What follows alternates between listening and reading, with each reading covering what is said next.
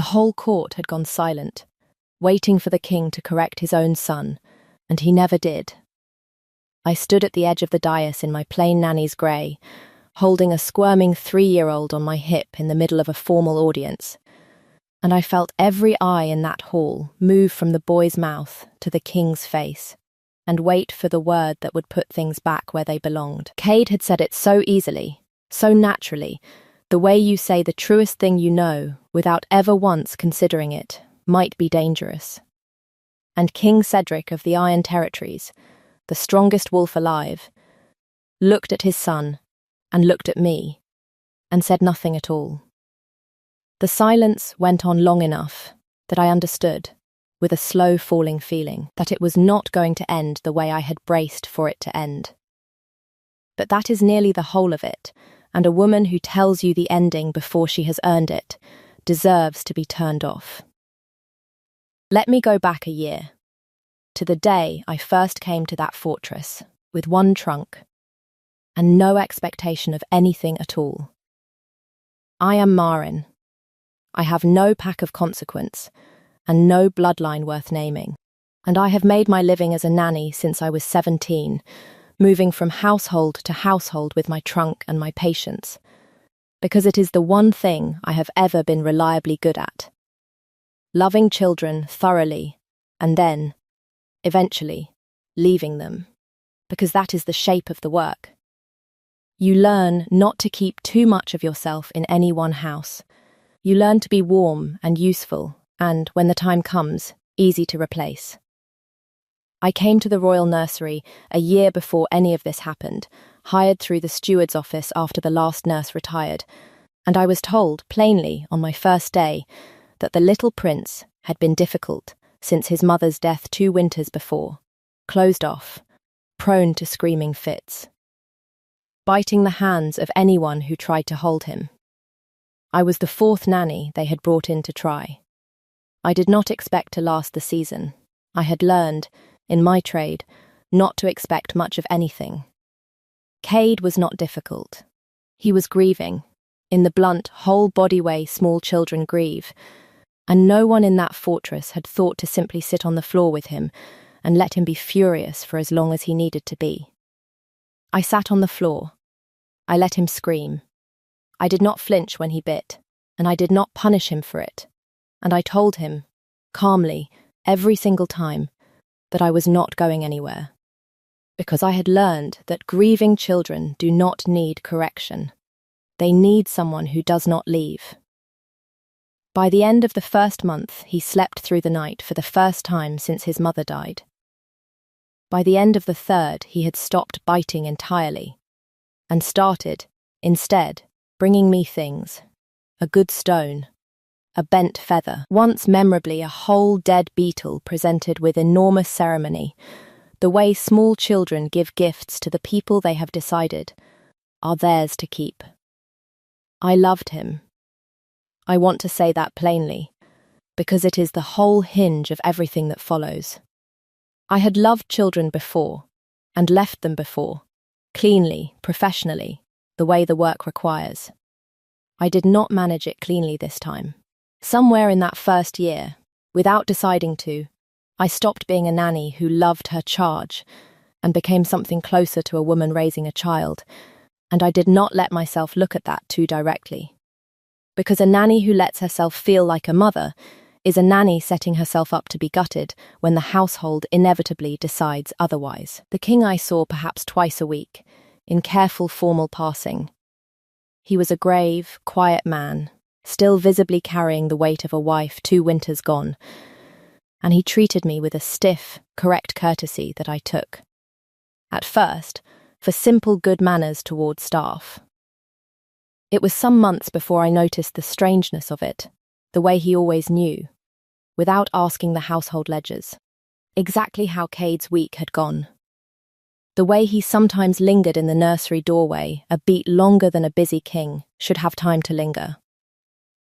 The way once, when Baldric II referred to me as the boy's nanny in his hearing, something flickered hard and fast across his face before he caught it, gone almost before I could name it. I did not name it. I told myself it was nothing. A woman who lets herself hope for more than her wages is a woman setting herself up for a very particular kind of grief, and I had watched it happen to other nannies in other houses, and I had promised myself, a long time ago, that it would not happen to me. If you want to know what King Cedric actually knew, and for how long, before his own son said the word that undid a year of careful silence in front of the whole court, then stay with me. Follow this one to the end. I had told myself a small, careful story about my place in that house. It held up for a year. It did not survive the audience. The wolf found me first, before the king ever let himself. It began coming to the nursery in the evenings, a great dark shadow of a beast that would lie across the threshold while I settled Cade for the night, watching me with an attention I found, at first unsettling and then, over months, simply familiar. It never came near me directly. It kept its distance, formal as its master, but its eyes tracked me around that room, the way a man's eyes track someone he cannot look at plainly in daylight. Once, when Cade had a fever and would not settle, the wolf pressed itself against the outside of the door the entire night, and in the morning I found Cedric himself asleep in the corridor chair beside it, having apparently come to check on his son and been unable to make himself leave once he saw I had not left either. I began, slowly, to understand that the king's careful courtesy toward me was not simple good manners. I did not act on it. I could not afford to. A nanny who reads too much into a lingering glance from her employer is a nanny one bad guess away from unemployment, and I had a trunk and a trade and no pack to catch me if I fell, and I have never once, in my whole practical life, let myself gamble on a feeling I could not verify. Cade began giving me the horse around then, a small carved wooden thing, roughly made, clearly whittled by an unpracticed hand late at night.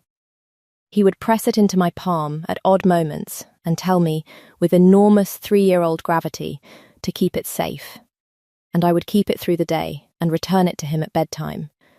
And the next evening he would press it back into my hands again, as though the game required constant renewal.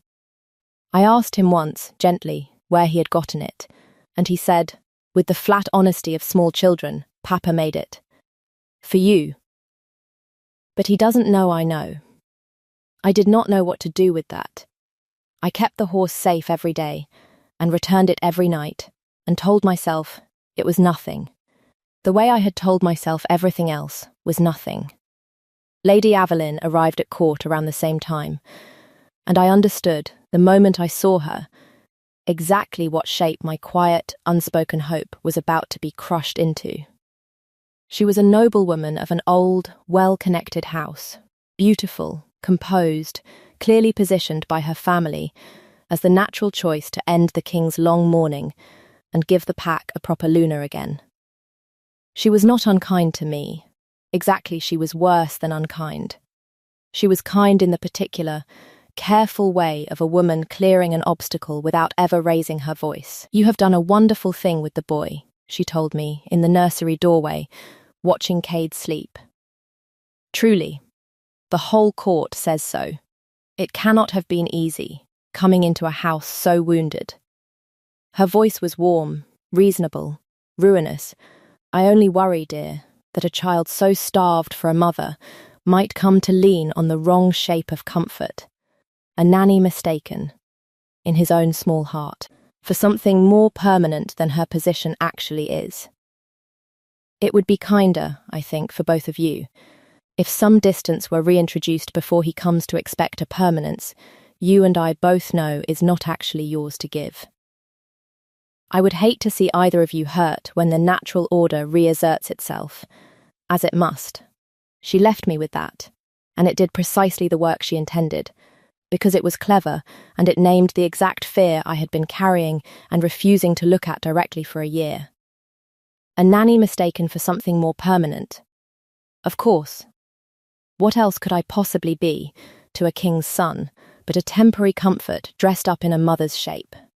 I resolved, that night, to begin the careful, professional work of pulling back, less time on the floor, more correct distance, the slow unwinding a good nanny does when she senses a household is about to change shape around her.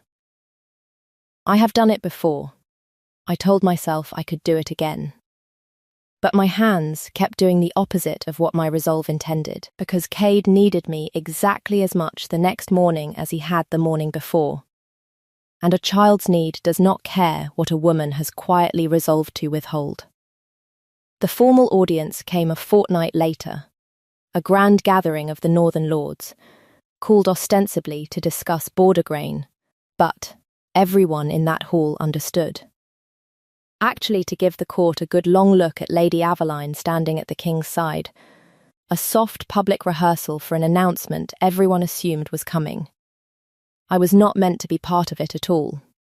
I had brought Cade only because his usual under-nurse had taken ill, and there had been no one else to mind him, and I had meant to keep him quiet at the edge of the hall, out of the way, invisible, the way good staff is meant to be invisible.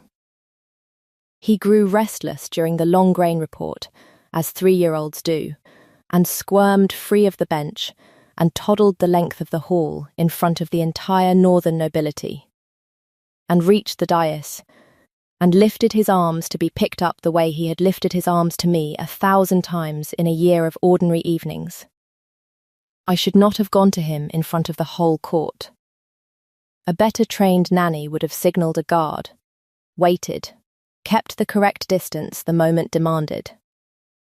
I went to him instead, because I have never once in my life been able to leave a reaching child unanswered, and I picked him up and settled him on my hip the way I always did, and he put his face against my shoulder with the enormous contented sigh of a small creature, exactly where he wanted to be. And into the hush that followed, in front of Lady Aveline, in front of every northern lord, in front of the king himself, Cade lifted his head, looked around at the sudden attention with mild 3-year-old surprise, and said, perfectly clearly, Mum, why is everyone looking at us? The whole court had gone silent, waiting for the king to correct him. Everyone in that hall knew what should happen next. A gentle laugh, perhaps. A murmured, no, sweetheart. That is your nanny. A small kindly correction that would let the moment pass, and the court breathe again, and Lady Aveline's careful rehearsal continue undisturbed. King Cedric looked at his son. He looked at me. And he said nothing at all. The silence stretched past the point where silence could still be mistaken for surprise.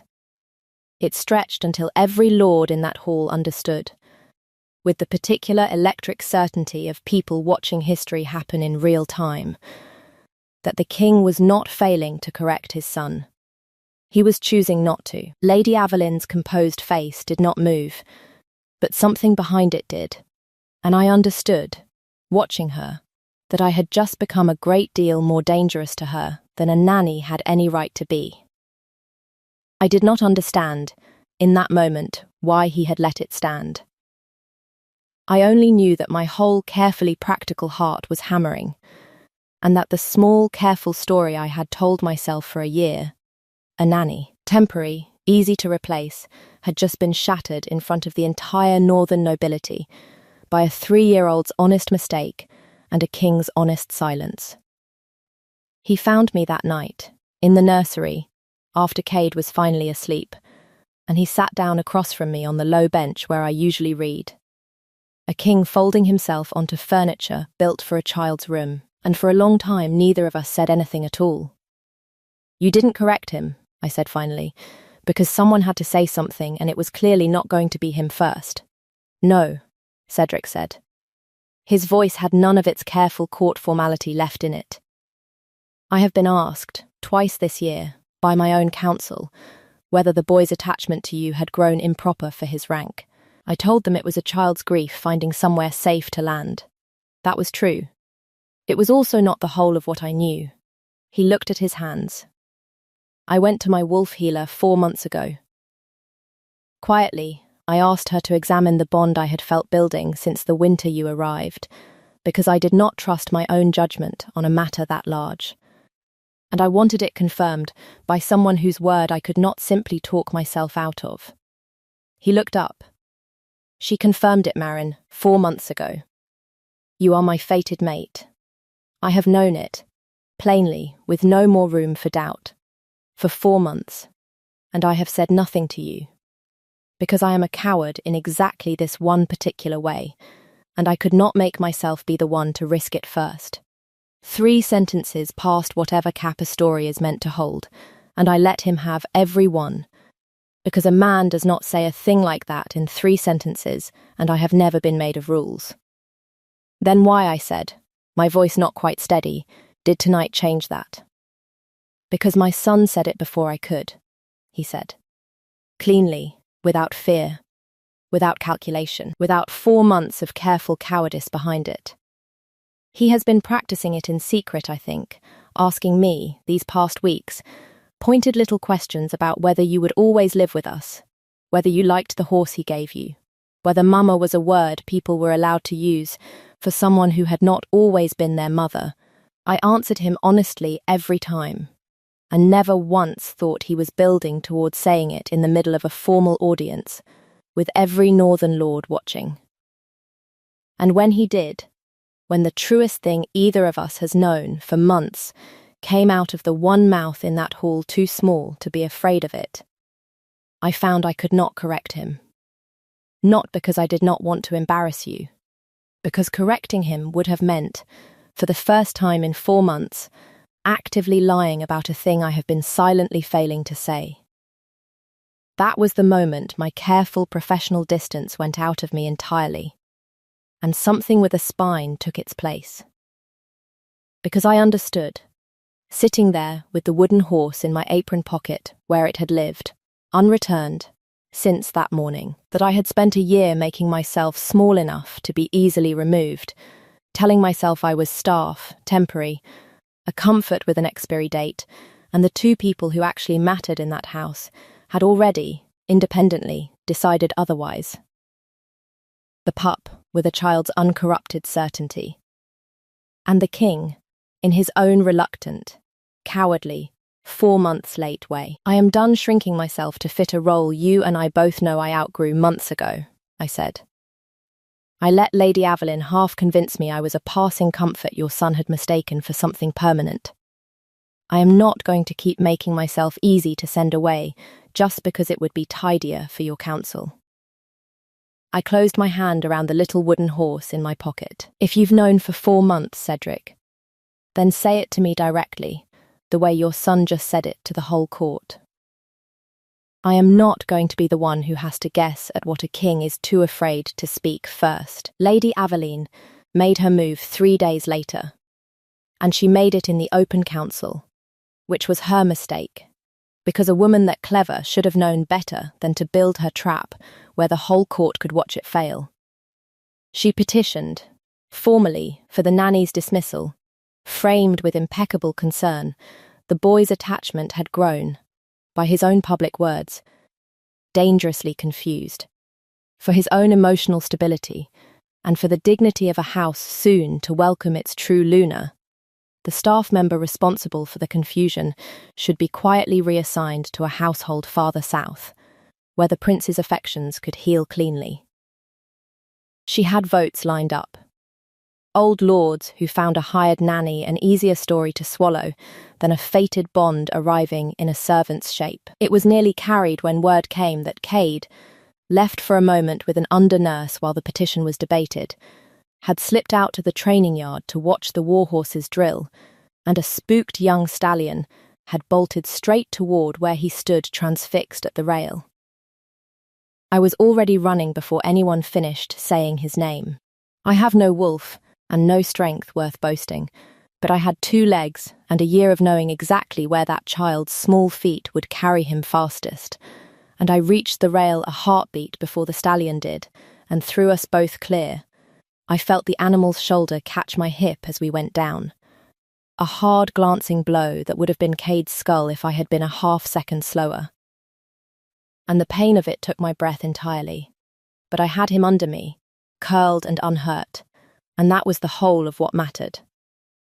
Cedric reached us before the dust settled, and he did not go to the council chamber where his own petition still hung undecided. He went to his knees in the yard dirt beside us and took my bruised hip in his 2 hands as carefully as if it were made of glass, and looked at his unharmed son and the woman who had thrown her own body between him and a half-ton of spooked horse. And something in the strongest wolf alive finally, entirely broke open. He carried us both back into that council chamber himself, in front of the lords still debating whether I was fit to remain in his house. And he set the matter down plainly. "This is the woman my council proposed exiling south for confusing my son," he said, and his voice filled the hall to the rafters. "She has just put her own body between him and a bolting horse, without a heartbeat's hesitation, the way she has put herself between him and every hard thing since the day my wife died and he had no one left who would simply stay. My wolf healer confirmed the bond 4 months ago. I have been too great a coward to say so aloud, until my own son said it for me, in front of all of you. I am no longer going to be that coward." He looked at Lady Aveline, whose composed face had finally fully cracked. "You are a fine woman, my lady, and this house owes your family courtesy, not cruelty. But I did not choose you, and I was never going to. And building a petition around a 3-year-old's honest slip does not change what my wolf has known since winter."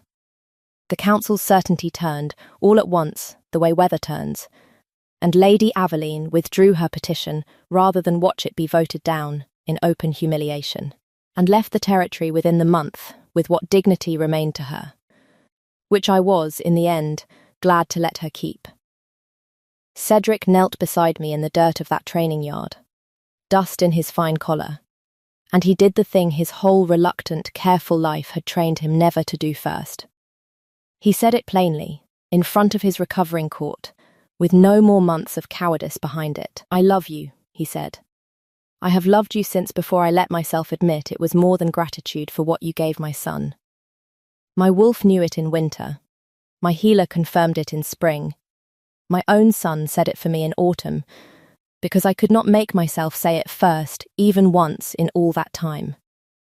I am saying it now, directly, to you, with nothing left to hide behind. Stay, not as his nanny. As his mother. In truth this time. And as mine." I sat in the yard dirt with a bruised hip and a small carved horse in my pocket, and a king finally saying the thing 4 months late. And I did the only thing I have ever known how to do, which is tell the truth. "I spent a year telling myself I was easy to replace," I said, and the whole recovering hall leaned in to hear the nanny answer the king. "Your son never once believed that. He's been giving me the same wooden horse back and forth for a year like it was a promise renewing itself every single night, and I think some part of me knew exactly what he meant, and was just as much of a coward as you were about saying so out loud." I let him see me smile, though my hip ached fiercely. "So, yes, I'll stay. Not because a council finally allowed it. Because a 3-year-old said the truest word either of you men could manage, and I am not going to make a liar of him." He kissed me then, in the dust of that yard, in front of the whole recovering court, 1 breath, no more. A kiss that said a whole sentence, and did not need to become a scene. And what broke open in me was not the thing the songs promise. It was recognition, plain and total.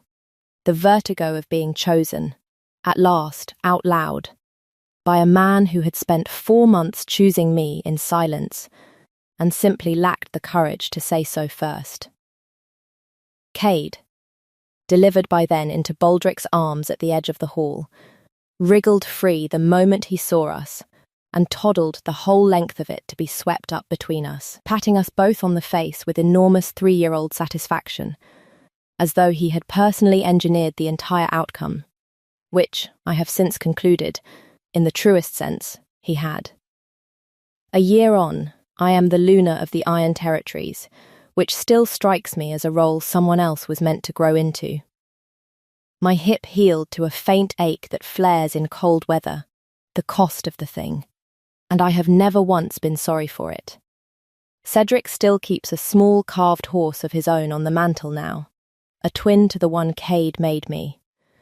Whittled, badly, I tease him, with his own hands, and given to me on the morning of our binding, as though he were finally allowed to give me a gift directly, instead of smuggling it through his son. The wooden horse Cade first gave me lives on a shelf in the nursery now, kept safe permanently instead of returned each night, because the game, it turns out, was never about the horse. It was a small boy testing, over and over, whether the thing he had already decided about me would hold. It held. A letter came last week from the household that let me go 2 positions before this one, on the grounds that a nanny who grew too attached made poor staff. They had heard, they wrote, that their former nanny had become Luna of the Iron Territories, and surely there had been some confusion, and would I confirm it for their records? I had Baldric write the reply, since my hand for letters is poor from a life spent minding children instead of holding a pen. I did not gloat. Gloating and grace wear the same coat, in my experience, and it is hard to tell them apart from a distance.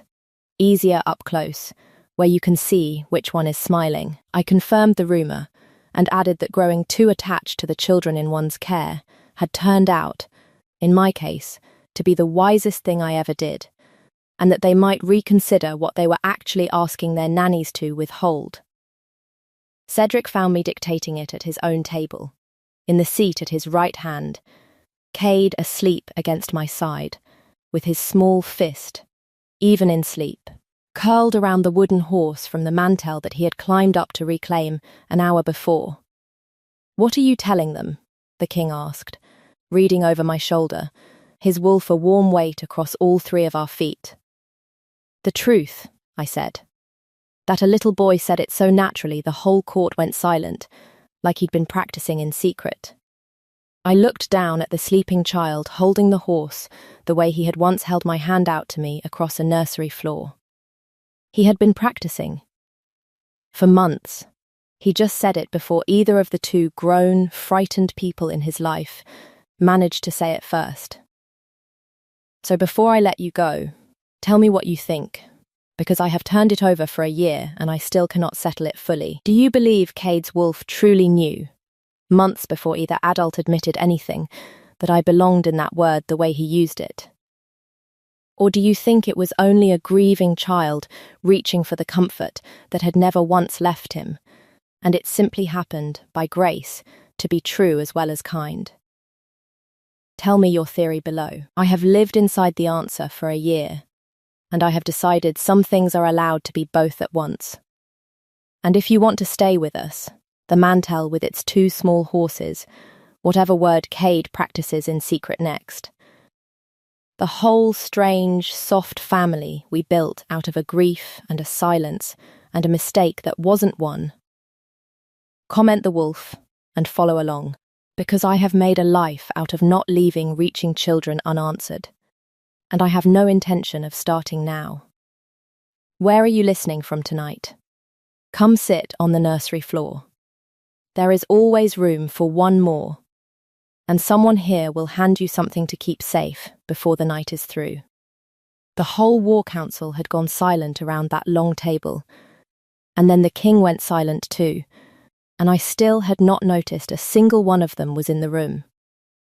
I was on my knees in the far corner, scrubbing a wine stain that had waited 3 days for anyone to have the time to clean it, humming without thinking. The way I always hum when a task is tedious enough to need company, and I did not understand, when I finally looked up, why 12 of the most powerful lords in the Iron Territories were staring at me in a silence so complete I could hear my own heartbeat. But that is very near the middle of it, and a woman who tells you the middle before she has earned it deserves to be turned off. Let me go back to an ordinary evening and a song I never meant for anyone to hear. I am Thessaly, a maid in the lower household of the Iron Territories, and I have scrubbed floors since I was old enough to hold a brush properly.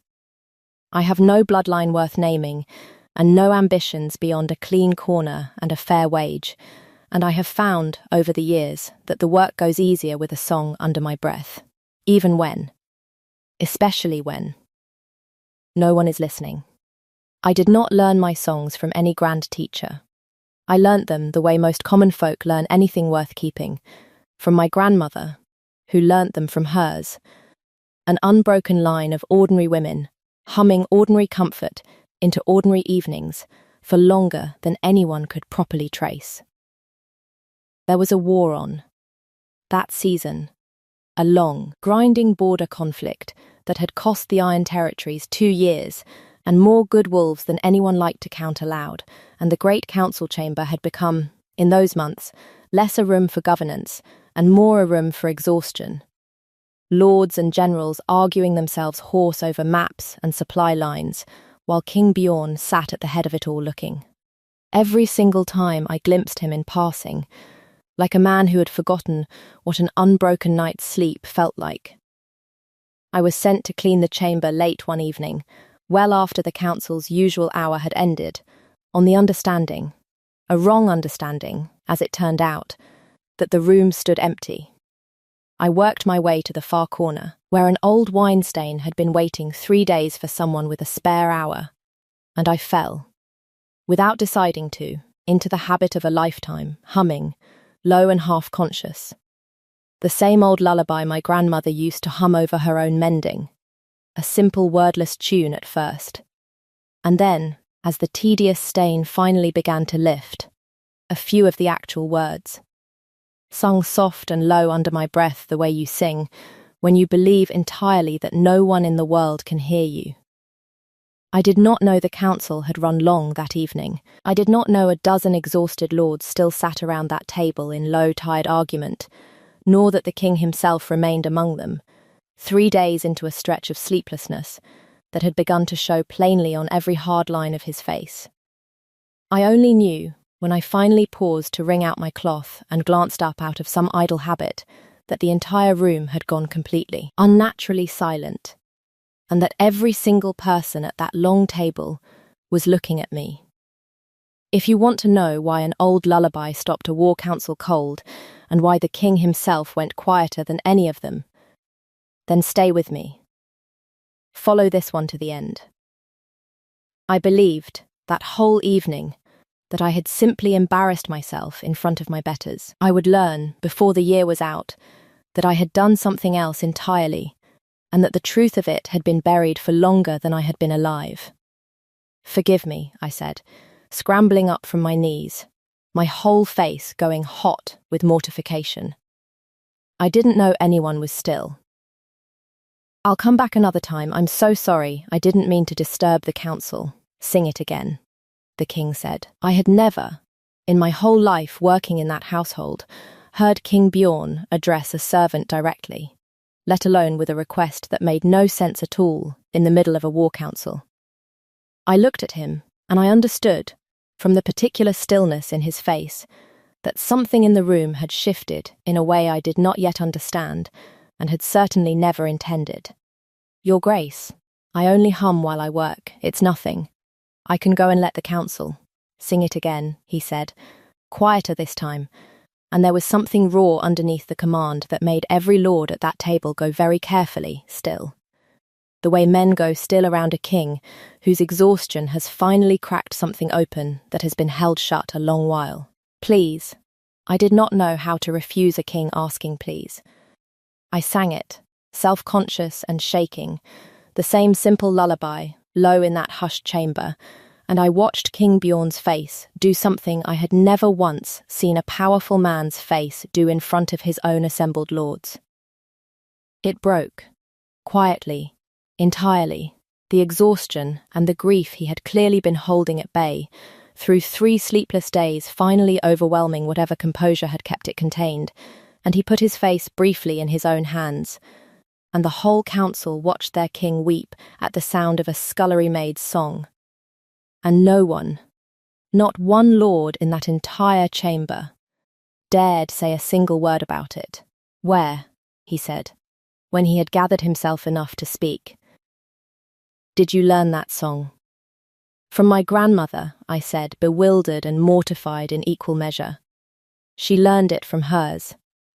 "It's just an old lullaby, Your Grace. Common folk have sung it for as long as anyone remembers." I didn't think.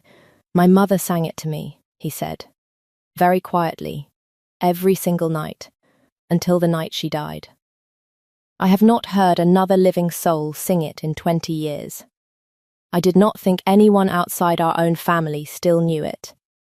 I did not understand, that night, why a queen's private lullaby would be the same simple song my own grandmother had sung over her mending in a scullery kitchen. I would understand it eventually, and the understanding would cost more than either of us expected. The War Council dismissed itself in a stunned, careful silence shortly after, and I was excused with a courtesy I had never once received from that room. And I went back to my narrow servants' quarters that night entirely unable to explain to myself what had just happened. Only that I had accidentally broken something open in a king that an entire war had not managed to touch. He sought me out the following week, in the lower kitchens, with the same careful, faintly bewildered courtesy he had shown that first night, and he asked me, gently, whether I might sing the song again, in private, away from the council's eyes. I did. And he asked, after, about my grandmother and her grandmother before her, and the ordinary unbroken chain of common women who had passed that song down through however many generations, and I watched him listen the way I imagine a man listens when he is trying to solve a puzzle that matters far more than he is willing to say aloud. His wolf came to the kitchens with him, more often than not, and it would settle near me while I worked. Calm in a way I noticed the kitchen staff whispering about. Because a king's wolf, they said, did not ordinarily leave its master's side to lie warm and easy beside a scrubbing maid. I did not understand, in those early weeks, why the king's careful courtesy toward me kept deepening rather than fading the way I expected a strange, sleepless grief to fade once explained. I told myself it was simply gratitude, or curiosity, or the particular fondness a grieving man sometimes attaches to whatever accidentally comforted him in a low moment.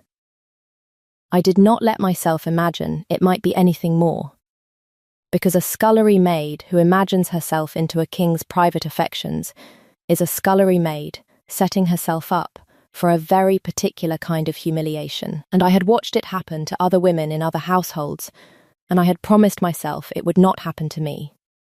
Lord Wistarn found me in the lower corridor around the 4th week, and I understood at once, from the particular careful warmth of his voice, exactly what shape of warning was coming. "You have made quite an impression on the king," he said, examining me with an expression of polite, contained distaste. "It is, in its way, a sweet story, a maid's simple song easing an exhausted man's grief.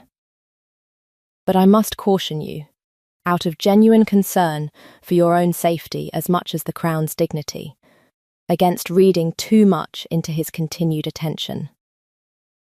The king is a grieving man reaching, understandably, for whatever eased his mother's memory. It would be a grave misunderstanding, and a dangerous one, for a common maid to mistake that grief for genuine regard. His voice was warm, careful, and underneath it, plainly cold. The bloodlines of this court exist for a reason, my dear. A king's affections may wander in a low moment, but his crown does not, and cannot, follow. I would hate to see you humiliated, or worse, for believing otherwise." He left me with that, and it did precisely the work he intended, because it named the exact fear I had been carrying and refusing to examine directly. A grieving man's passing comfort. Of course. What else could I possibly be, to a king, but a common song that happened to ease a hard week? I resolved, that night, to stop singing for him entirely, to let the strange accidental closeness of the past month fade back into its proper distance, before it could cost either of us anything. I have made resolutions like that before. I did not manage to keep this one any better than I ever managed the others, because Bjorn kept seeking me out regardless, and I found, against every careful resolve, that I did not actually want to be the one who ended it. The truth came out slowly, over the weeks that followed, in a way I did not expect, and could not have engineered if I had tried.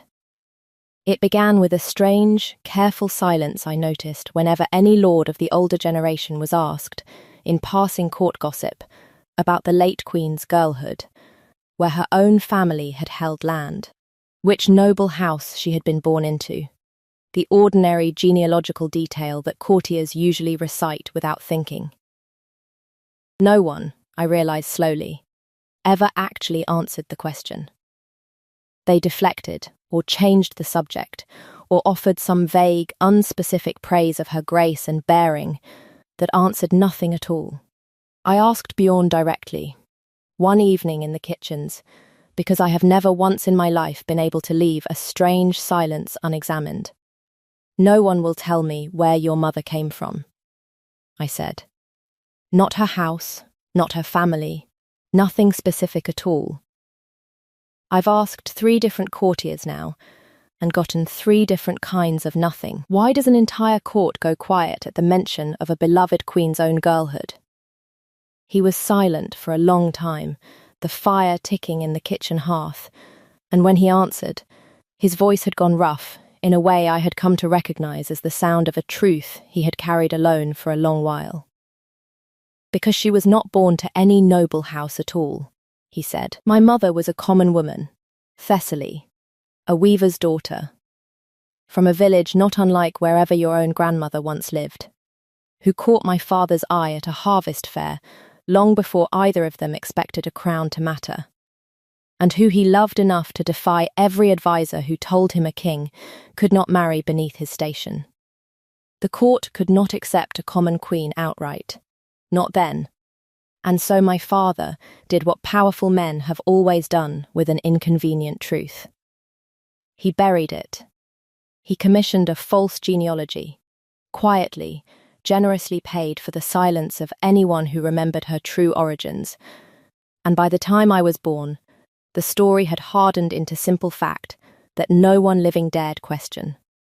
My mother sang me the songs of her own girlhood every night of my life, in private, because they were the one true thing about herself the crown allowed her to keep, and she is 20 years dead, and I am the only person alive who was ever permitted to hear them, until a scullery maid hummed one over a wine stain and cracked open 20 years of grief I did not know I was still carrying. I stood in that kitchen and felt the whole shape of Lord Woyston's warning, "A king's affections may wander, but his crown does not follow bloodlines, collapse entirely," because the crown itself, I now understood, had already crossed that very line once before, and simply lied about it for a generation to protect the comfortable myth of noble purity. That was the moment my careful, embarrassed apology, "I didn't know anyone could hear me, forgive me," hardened into something entirely different.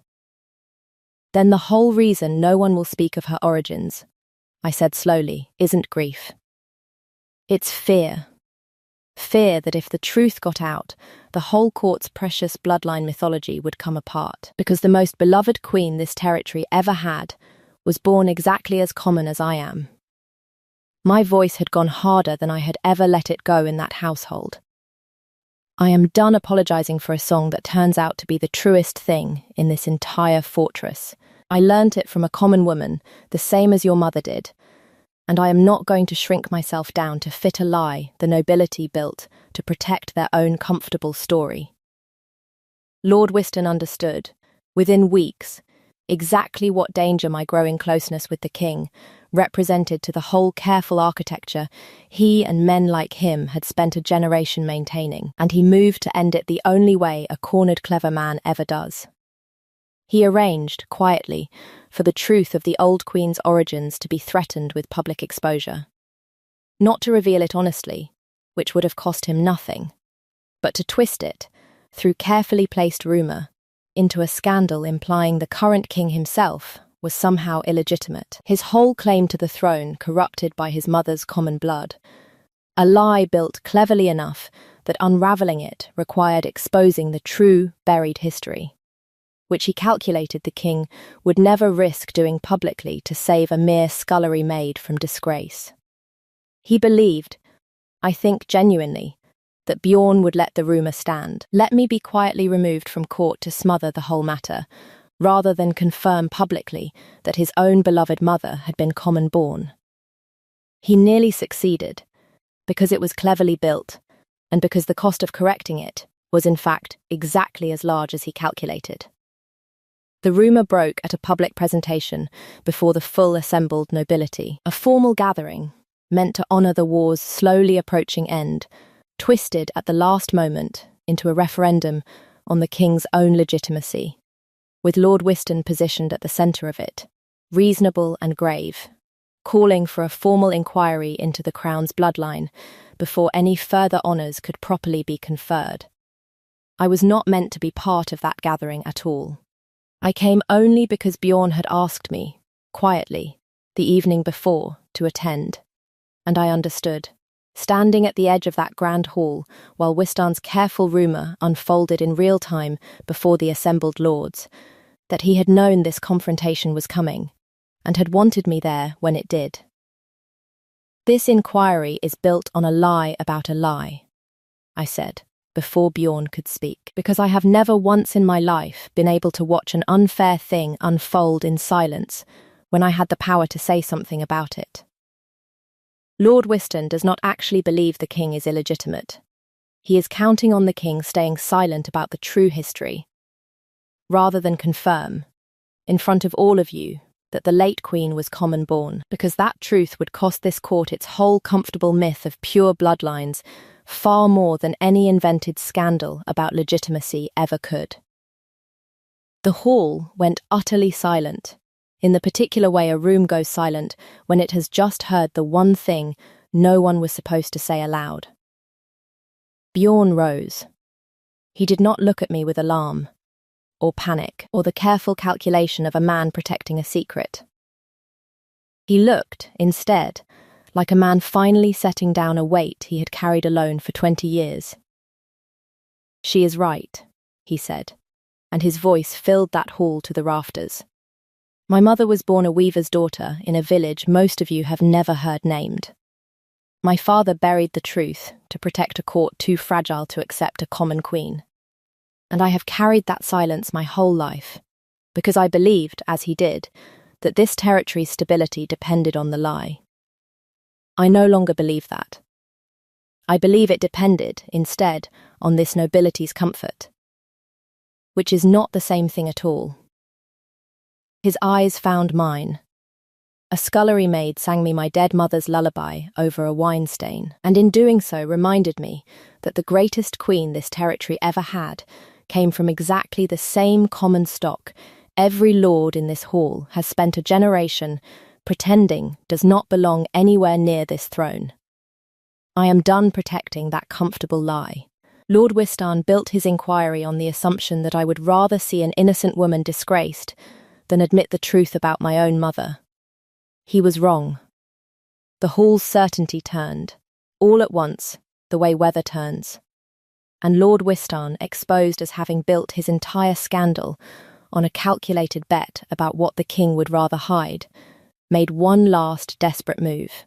He called for guards to remove me from the hall before I could say anything further, claiming, wildly, that a common maid had no standing to speak at a formal inquiry and represented, by her mere presence, an insult to the assembled nobility.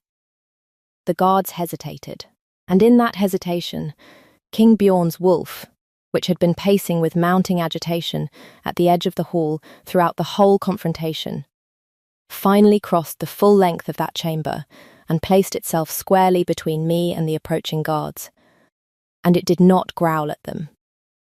It simply sat, immovable, the way a beast sits when it has decided, on its own authority, that a line has been drawn and will not be crossed. One of Wiston's own hired men, more desperate than careful, shoved past the wolf to reach me directly, and in the scramble that followed, I took a hard glancing blow across my shoulder, meant to drag me bodily from the hall, enough to split the skin and send me stumbling against the very table where the inquiry's false charges had been laid out.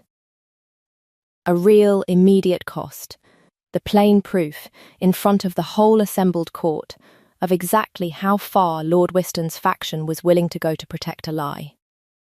Bjorn reached me before the man could try again, and the strongest wolf alive put himself between me and the whole chamber, blood already showing at my shoulder, and something in him, watched by every lord who mattered in the Iron Territories. Finally and entirely broke open. "Enough," he said, and it was the same word. I would realize later that another silenced king had once used to end another lie in another corridor, though I did not yet know that story. Lord Wiston built a scandal to protect a myth this court has clung to for a generation, and when the truth threatened that myth, his own men struck an innocent woman rather than let it be spoken plainly. Strip him of his seat on this council. Exile him from this court, and let it be recorded, from this day, that the crown of the Iron Territories was built, in truth, on the marriage of a king and a weaver's daughter, and that I am prouder of that truth than I have ever been of the lie my father asked me to protect in its place. Lord Wiston was removed from the hall within the hour, stripped of his seat and his standing, and the inquiry that had been meant to end my presence at court instead ended his. I am told he did not accept it gracefully. I did not need to watch it to be satisfied. Bjorn knelt beside me where I sat, my shoulder bleeding, in front of the whole recovering assembly, and took my wound carefully in his hands. "I have carried my mother's secret alone for 20 years, he said, believing it was the price of this crown's stability. You sang a song over a wine stain and reminded me, without meaning to, that the truth was never actually the danger. The lie was, stay, Thessaly, not as a maid I am indulging in a low moment of grief. As the woman who gave me back the courage to stop protecting a myth that was never worth what it cost my own mother's memory. I sat in that hall with a bleeding shoulder and a king on his knees before me, and I did the only thing I have ever known how to do, which is tell the truth. I didn't know anyone was in that room, I said, and the whole recovering hall leaned in to hear the maid answer the king. I certainly didn't know I was about to crack open 20 years of a secret this whole court built its comfort on. I just hummed a song my grandmother taught me, the way I always do when a task needs company. I let him see me smile, though my shoulder ached fiercely. It turns out that was the whole of it. A common woman's song, sung by another common woman, in a hall built by men who spent a generation pretending the two things could never belong to the same throne twice. He kissed me then, gently, mindful of my wound. One breath, no more. A kiss that said a whole sentence and did not need to become a scene. And what broke open in me was not the thing the songs promise. It was recognition, plain and total. The vertigo of being the one voice that had finally let a grieving king set down a secret 2 generations had insisted he carry alone. His wolf pressed against us both, warm and steady. And the hall that had gathered to question a king's legitimacy watched instead the strongest wolf alive claim. At long last, the one woman whose ordinary song had proven, more thoroughly than any inquiry could, exactly what this crown had always secretly been built from. A year on, I am the Luna of the Iron Territories, which still strikes me as a fortune too large for a woman who once measured her worth in clean corners and fair wages. My shoulder healed to a thin pale line I will carry for good. The cost of a lie 2 generations tried to protect, and I have never once been sorry for it. We sing the old lullaby openly now.